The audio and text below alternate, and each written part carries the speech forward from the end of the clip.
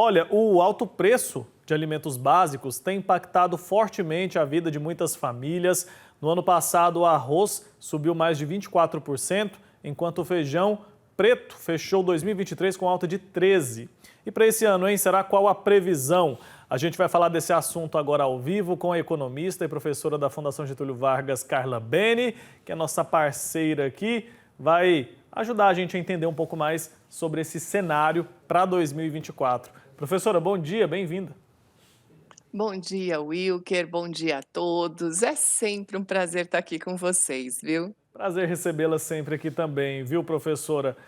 Nos ajude a entender, então, tem como fazer uma projeção para quando a gente fala sobre o assunto alimentos, principalmente os alimentos básicos, que a gente sabe que são tão caros, principalmente para as famílias mais pobres, mais vulneráveis?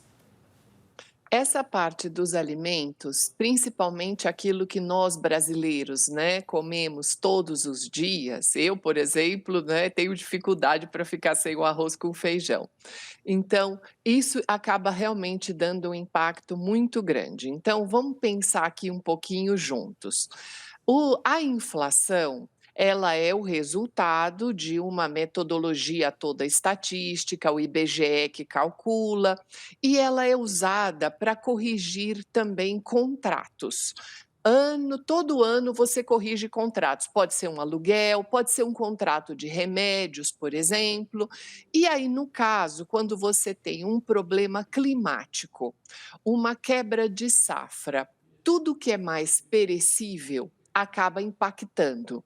Então, quando você tem um problema com o arroz, um problema com a batata, um problema com frutas, verduras, legumes, cebola, isso acaba impactando bastante. Nós tivemos problema com arroz no começo da pandemia, lembra disso? Sim.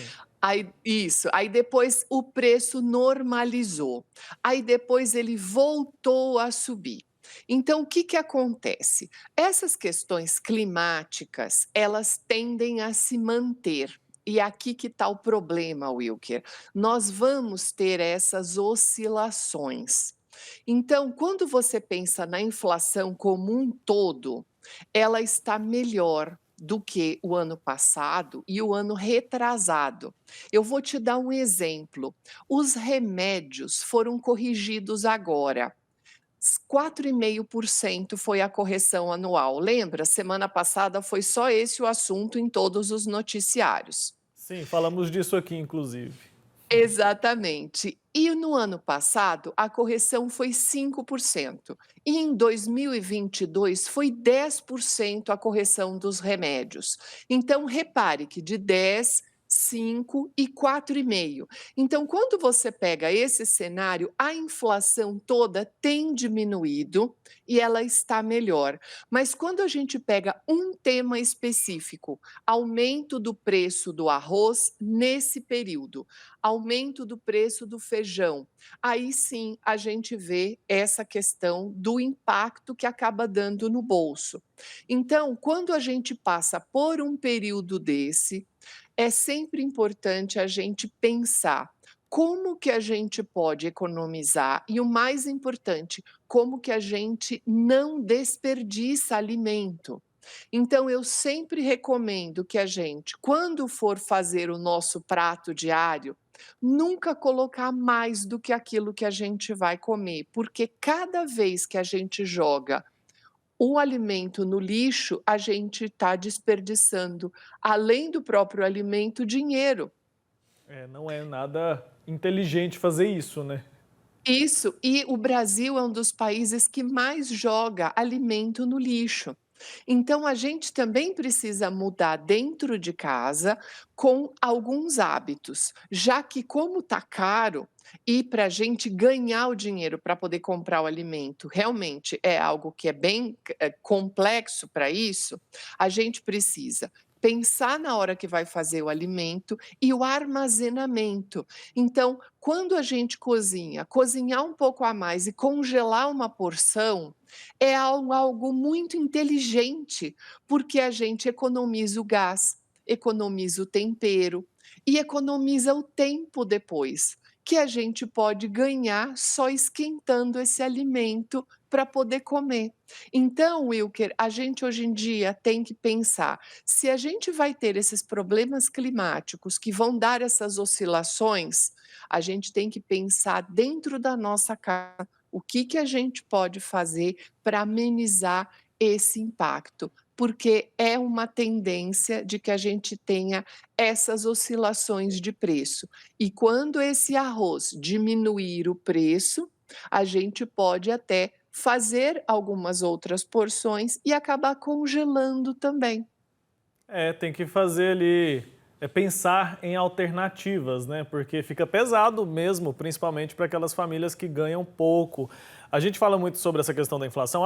Diminuiu agora a alta, né? O reajuste foi pequeno, então o preço se estabilizou. Mas se a gente for pensar, por exemplo, no preço do tomate, R$ 15 o quilo do tomate. Aí a gente diz assim, mas o preço subiu, foi para R$ 15 e se estabilizou, mas ele continua R$ 15. Para muita gente continua caro, então a gente tem que pensar sim nessas alternativas. Você já falou sobre a questão climática, professora, e onde entra o governo nessa história? O governo tem alguma influência, algum impacto na questão do preço dos alimentos? De que forma poderia melhorar essa questão para as nossas famílias?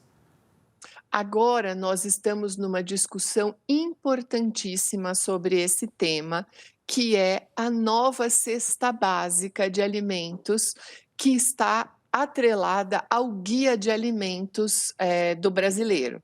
Então, essa nova cesta básica, ela compreende alimentos em natura e compreende as regiões do Brasil. Então esse é um assunto muito importante, porque essa nova cesta básica, inclusive, ela retirou os ultraprocessados, que são itens que causam problemas para a nossa saúde, principalmente para as crianças. Então, a ideia agora da cesta básica, inclusive, Wilker, ela tem um lema muito interessante, que é o quê? Descascar mais e desembalar menos. Então, a ideia é retirar a carga tributária dos itens in natura. Então, aí sim o governo faz a parte dele, diminuindo impostos para os produtos in natura, justamente para que a gente possa ter uma alimentação mais saudável, melhor para todo mundo, para que a gente possa comprar frutas, verduras, legumes, grãos, os cereais, as oleaginosas, justamente para a gente poder cozinhar produtos de melhor qualidade, em vez de comprar produtos ultraprocessados, industrializados, que têm uma qualidade alimentar menor para a população. Perfeito. Isso vai se ramificando também quando a gente fala de economia, porque você tem menos gente doente, o governo vai gastar menos com isso. Tem também a questão da economia local, né? Porque vai favorecer os produtores locais ali que vão ter mais demanda por seus produtos. Então, acho que isso com certeza vai fazer toda a diferença. Professora, obrigado, viu, pelo seu tempo aqui com a gente. Fica a dica então para você aí de casa. Pense aí em como você pode diminuir o desperdício, vai fazer toda a diferença. No fim do mês, a gente percebe, né, professora? Até mais, viu? Um abraço. Até o grande abraço e até a próxima. Até, tchau, tchau.